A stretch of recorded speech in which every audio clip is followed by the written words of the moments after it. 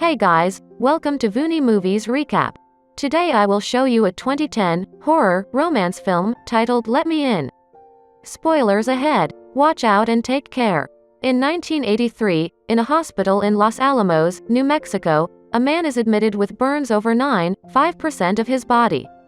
He's a suspect in an important murder case, so the detective can't wait to talk to him and he approaches him while he's still in bed. The man's so disfigured, however, that he cannot talk, but the detective has an idea. He leaves a little notepad and a pen on the table next to the bed and tells the man that they'll find out who he is sooner or later, so he can save everyone time if he just confesses now. His heart rate starts going faster when the detective asks him about cults and Satanism, but their talk is interrupted by a nurse that tells the detective he has an urgent phone call. Just as the burned man starts raising his hand to grab the pen, the detective leaves the room to take the call from the receptionist, who tells him the man's young daughter had been there but didn't leave any information. Suddenly, the nurse can be heard screaming from the man's room. When the detective goes to check, he finds that the burned man had jumped off the window after leaving a message on the notepad. "I'm sorry, Abby."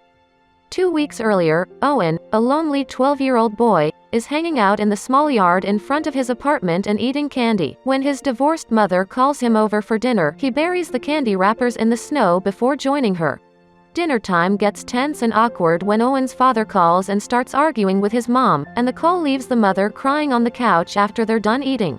Owen takes a knife from the kitchen before returning to his room and practices threats with it while wearing a creepy mask. The knife is put down when he hears some noises from outside, so Owen uses his telescope to spy on his neighbors. Jack is exercising, while Larry and Virginia start arguing only to make love a moment later. Owen can't take his eyes off them until Virginia notices him, then he hides. But when he hears a car parking, he decides to peek out the window again. The couple is gone, and there's a middle-aged man, Thomas, and a young girl, Abby, moving to the apartment next to Owen's. For some reason, Abby walks around barefoot. The next morning, while leaving for school, Owen sees Abby's footprints on the snow. At school, Owen is constantly bullied by Kenny and his friends. First, Kenny throws a spitball at him during class, then they corner him in the locker room after their swimming lessons. The bullies make fun of him for not swimming and call him "little girl" while hitting him with a towel, then they push him onto the floor to give him a series of wedgies. They don't let go of him until Owen wets his pants. After class, Owen stops by the store to get some candy and sees a collection of knives, so he decides to buy one. Later in the evening, he uses the knife to hit a tree in the yard while practicing being threatening. He's interrupted by the sudden apparition of Abby, who continues to be barefoot on the snow. After some chit-chat, Abby tells him that she cannot be his friend and leaves, so Owen goes back to hitting the tree. Some moments later, he sees Thomas leave the building while wearing all black and carrying a bag. Thomas goes to a store parking lot and breaks into a car to wait for the owner to come back. The guy returns with his groceries and drives off, but it isn't until he stops in front of the train tracks that Thomas acts. After putting on a mask, he kills the driver and drags him into the woods to hang him on a tree. Then he cuts the guy's neck and lets the blood pour out into a jug that he accidentally spills when he trips while picking it up.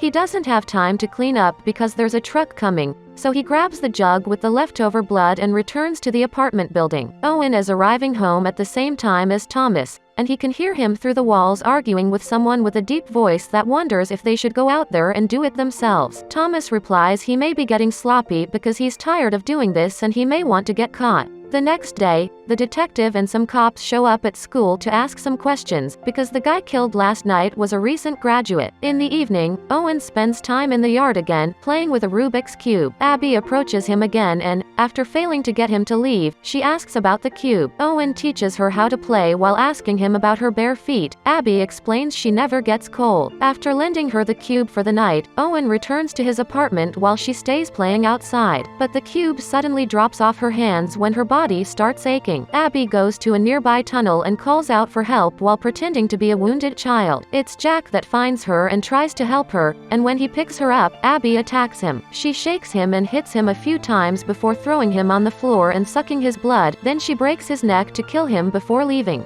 Moments later, Owen is spying on his neighbors again and notices Jack isn't at his place while he hears Thomas through the wall scolding and insulting Abby for something she did that he now has to clean up. He also sees Thomas leave the apartment in a hurry. Cleaning up ends up meaning Thomas finds Jack's body and tosses it into the river, using a pole to push it deep underwater. The next morning, Owen finds the solved cube in the yard, covered with snow. He meets with Abby again in the evening, and after exchanging names, Abby tells him she's more or less 12 and that she doesn't know her birthday, so Owen tries to gift her the cube, which she turns down. But she does accept teaching him how to solve it, so they spend the rest of the evening together, playing. The following day, the teacher plays a movie for the class, so Owen uses this time to learn Morse code, and Kinney sees him. The three bullies corner Owen later in the bathroom, and Kinney gets angry when Owen refuses to show him what he had been writing, so he hits him with a stick and calls him a girl, giving him a scar on the cheek and reminding him not to tell anybody. When he returns home, Owen lies to his mom and says he fell down on the playground. After dinner, he meets with Abby and shows her he's reading Romeo and Juliet for school. He also gives her a sheet with the key to Morse code so they can chat through the wall. Abby gets worried when she realizes Owen can hear her through the wall, and when he asks about her parents, she says her mom is dead but doesn't answer Owen's question about why her dad was mad at her the other day. After Owen tells her his parents are divorcing, Abby asks him about his wound, and Owen tells her the truth. She doesn't like what she's hearing, so she tells him he must hit those bullies back, and if the knife isn't enough, then she'll protect him. Owen is skeptical, but Abby puts her hand on top of his and tells him she's a lot stronger than she looks. When they return to their respective rooms, they start using Morse code to communicate through the wall. The following day,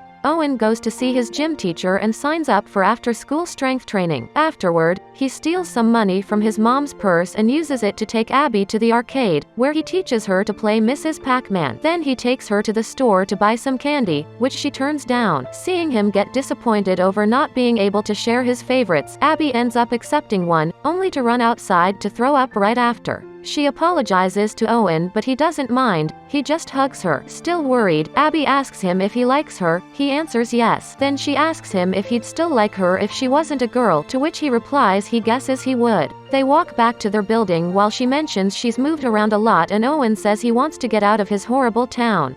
When they start holding hands, they're interrupted by Owen's mom, calling him over for dinner. The kids return to their apartments after wishing each other good night. At his place, Abby finds Thomas getting ready to go out again because he has no choice. She tries to comfort him with a gentle touch to his face, which Thomas appreciates, but he still asks her not to see Owen again. Thomas goes out and breaks into another car, hiding behind the back seat while waiting for the right moment to strike. The driver picks up a friend, who throws his bag in the back seat but doesn't notice Thomas yet. Eventually, they stop by the gas station, and the driver gets out to buy some stuff. After turning on the radio, the friend turns around to grab his bag and finally sees Thomas, who decides to go for it and attacks the guy. The victim puts up a fight, but Thomas manages to kill him after some struggling, and the noises aren't heard thanks to the music. The car owner finally realizes the problem, however, when Thomas gets on the driver's seat and starts the car to get away.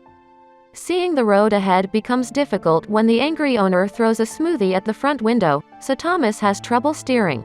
The car ends up falling into a ditch and flipping over, getting its two passengers stuck under its weight. Since the car owner is coming closer and the cops will soon arrive as well, Thomas grabs a bottle of acid that he kept in his bag and pours it all over his face to render his features unrecognizable. Back in the apartments, Owen and Abby are touching hands through the wall when Abby hears the news of a murder suspect getting hospitalized for burns. She goes to the hospital and asks to see her father, but the receptionist says access is restricted by the police. As Abby leaves, the receptionist notices she isn't wearing any shoes and takes pity on her, but when she goes outside to stop her, she's gone. The receptionist decides to call the detective to tell him of Abby, taking us back to the beginning of the story. Abby has climbed the building and is now watching Thomas through the window. After she taps the glass, Thomas comes over and shows her he cannot speak when she asks to be allowed to come in. They press their foreheads together before Thomas offers his neck to Abby to feed, which she accepts. As he loses consciousness, his body slowly slips and falls to the snow-covered ground. Some moments later, Abby shows up at Owen's window. After waking him up and asking him not to turn to see her, Abby requests permission to come in, which he grants her. Abby takes off her clothes and gets in bed with Owen, who notices she's freezing and wonders how she got in, not believing her when she says she flew. Owen decides to ask her to be his girlfriend, and at first Abby turns him down, saying she's not a girl, she's nothing. But she changes her mind when Owen explains nothing will change and grabs his hand to put on her cheek as she accepts. When morning comes, Owen is alone, and he finds a note from Abby saying, she must be gone and live or stay and die. Owen's gym teacher takes the class to the frozen lake for hockey and skating. Once again, Owen is cornered by his bullies, so he grabs a metal pone to defend himself. When Kenny tries to take it from him, Owen hits him on the head, damaging his ear. The teacher wants to check on them, but he's distracted by the sudden screams of a bunch of kids. They found Jack's body in the lake. After Owen and his mom have a meeting with the principal to discuss his actions, they go home, where they are visited by the detective wanting to ask some questions. Owen is sent to his room, and when watching through the window, he sees cops investigating Jack's apartment. Afterward, he sends Abby a message with Morse code, but she doesn't reply because the detective is now ringing her bell. When she sees who it is through the peephole, she decides not to answer, and the officer eventually leaves. The next day, after using the school gym equipment, Owen sees Kenny being bullied by his friend and brother for his ear wound. His brother also takes his car keys and calls him a little girl. In the evening, he meets with Abby and tells her how he stood up for himself. Abby is proud of him and rewards him with a kiss on the cheek. Then he takes Abby to an old abandoned apartment a previous teenage neighbor had introduced him to and no adult knows of. Abby starts playing some music and asks Owen what he wants to do. He responds by cutting his finger to make a blood pact. The smell of blood is affecting Abby, but no matter how she tries to fight it, she can't. With her face changing to a more monstrous shape, she falls to the floor and drinks the blood that has dripped there. When Owen calls her name, she tells him to go away, but it's her the one that suddenly runs out and climbs a tree. At that moment, Virginia comes by walking her dog with Larry following no far behind. Abby jumps on Virginia when she comes closer and starts feeding on her, but Larry pushes her off, and after some struggling against him, Abby runs away. Moments later, Owen sees how an ambulance takes Virginia away while he puts a bandage on his finger.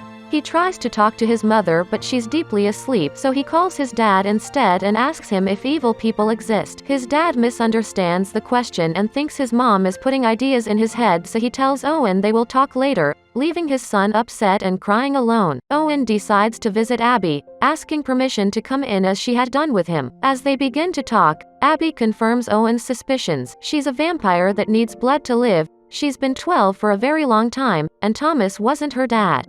Among her collection of puzzle toys, Owen finds an old photograph of her and Thomas. Abby looks the same, but Thomas is a young boy like them. This scares Owen, so he tries to leave, but Abby stops him, only allowing him to move again when he wonders aloud what she's going to do with him. On his way out, Abby reminds him she did say they couldn't be friends. At the hospital, the detective visits Larry and Virginia as part of the investigation. While he interrogates Larry, Virginia wakes up, showing her eyes have transformed into a vampire's. She notices the IV inserted in her arm and removes it to start drinking the transplanted blood from the wound as a nurse comes in and opens the curtains, allowing the sunlight to come into the room. This lights Virginia on fire, which quickly spreads around the room and to the nurse as well. Owen sees the news of the hospital fire while dining alone in his apartment because his mom is away meeting the lawyers. There's a sudden knock at his door. It's Abby, who asks him to invite him in. Owen doesn't understand why she can't just walk in, so Abby shows him why she needs verbal permission. As soon as she goes inside, she starts bleeding from all over her body.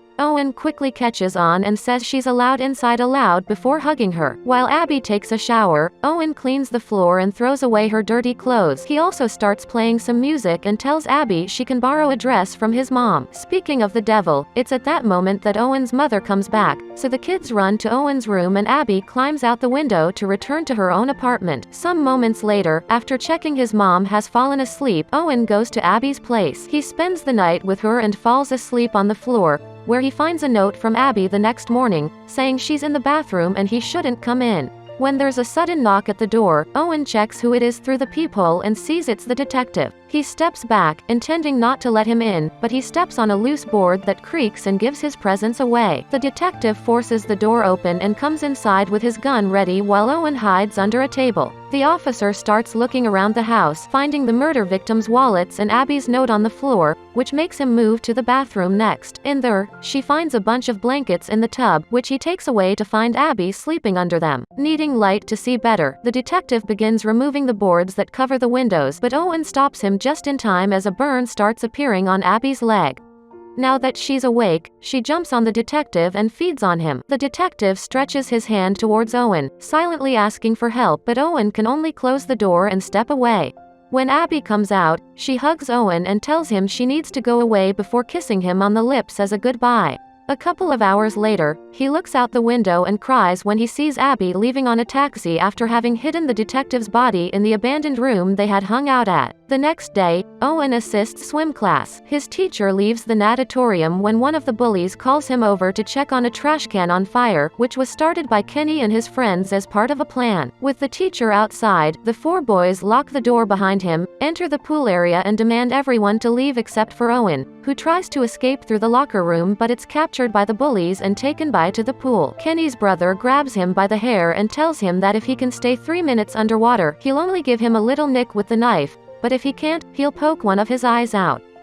Owen is pushed underwater and kept there, when suddenly, he starts hearing some weird noises like glass breaking and the boys screaming. Blood starts filling the pool as even the head of one of the bullies falls into the water. It takes him a moment but Owen finally manages to get out of the pool and, as he catches his breath, realizes Abby has come back and killed all the bullies to save him. The next day, Owen is on a train, eating his favorite candy with a trunk in front of him. After showing his ticket to the conductor, he knocks on the trunk to send a message in Morse code, and Abby knocks back from inside. Subscribe for more videos like this, turn on the notification, and leave a like to help the channel, and don't forget to let me know how you feel about today's video in the comments down below. Thank you for watching.